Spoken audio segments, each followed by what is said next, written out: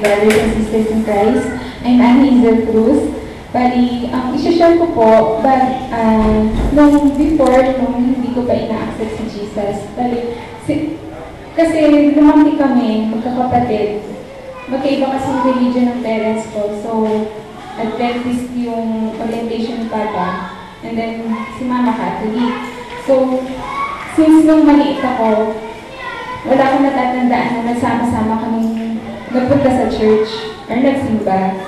So, pero sa akin, parang hindi ganun kalaking issue yun sa family kasi I was blessed na nagkaroon ako ng parents na mabait. Tsaka pinalaki nila kami ng maayos. Yung hindi ko din sila nakitang may bisyo, ganyan po. Tapos maganda talaga yung pagpapalaki nila sa amin na hindi kami nagmumura, hindi kasi sila nagmumura kasi po. Ayun po, kaya na kahit ganun parang laging may kulang sa amin or personally sa akin. So yun, lumaki kami na sa totoo lang po, madali po yung buhay or hindi naman po kami ganun mayaman. Pero madali po, pag may gusto kami, may ibibigay sa amin lahat. Tapos, yung Sunday namin, since magkaiba nga ng religion, yung Sunday namin, nagagala lang kami. Minsan, ang turn na namin, nagmamall tour kami kasi palipat kami ng mall, ganyan. Tapos, ganun yung Sunday namin, wala talaga si Jesus. Kumbaga, hindi siya kasali. Tapos, yun po, madalas na siya shopping, namimili, ganyan, weekly po yun. Tapos, naka-enroll kami sa magandang school. Pero kahit gano'n, kung isipin mo maganda yung buhay na gano'n, pero laging may parang kulang sa akin nararamdaman ko.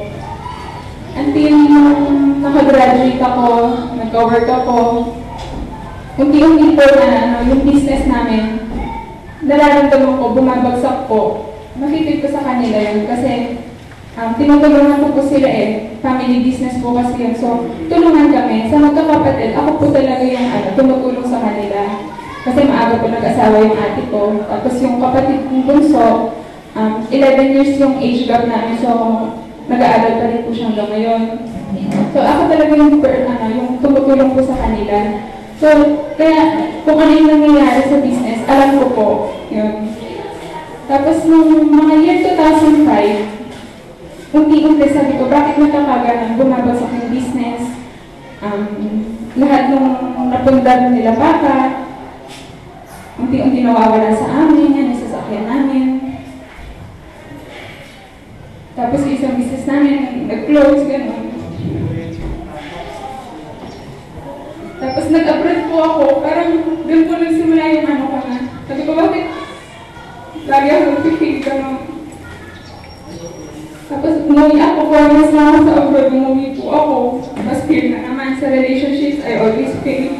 Tapos sabi ko, parang nag-pray ako. Sabi ko, Lord, ba't gano'n? Masama man, pero minsan kino-question ko siya.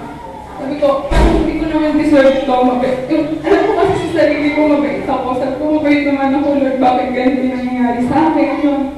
Until one morning, ang galing talaga po ng Lord ng Holy Spirit kasi isang umaga, nagising po ako, Wednesday po yun.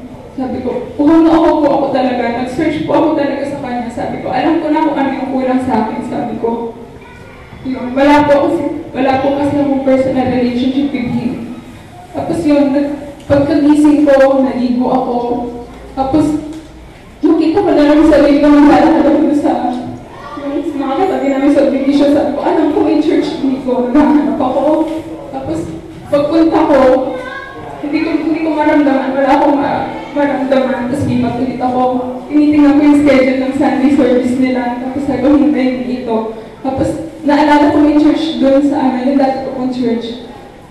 Sabi ko, yung pinuntahan ko, nakita ko, sabi ko, parang, ay sige dito ako, sa Sunday mag-church ako dito. Ako lang mag-isa po. Kaya nga doon sa dati kong church, tinatanong nila ako sino daw nag-invite. Sabi ko, wala. Parang wala talaga yung Holy Spirit. Tapos yung September 23, 2007 po yun, when I accepted Jesus. Doon po, yung unfair po ako talaga kasi sunod-sunod yung ministry na sinalihan ko sa previous church ko. Yun, kaya lang ang pinag-pray ko naman nun. Kasi lumaki nga ako na hindi po kami sama-sama magsisimba. Yun naman yung kahit Christian na po ako, yun yung desire ng puso ko. Nasabi ko sana, magkasama-sama po kami mag-church. Kasi una po talaga naging Christian ng parents ko. Tapos, ina-encourage nila ako mag-church. Ayoko pa na, sabi ko ayoko. Tapos, tinry ko sa kanila, hindi ko siya feel, parang gano'n.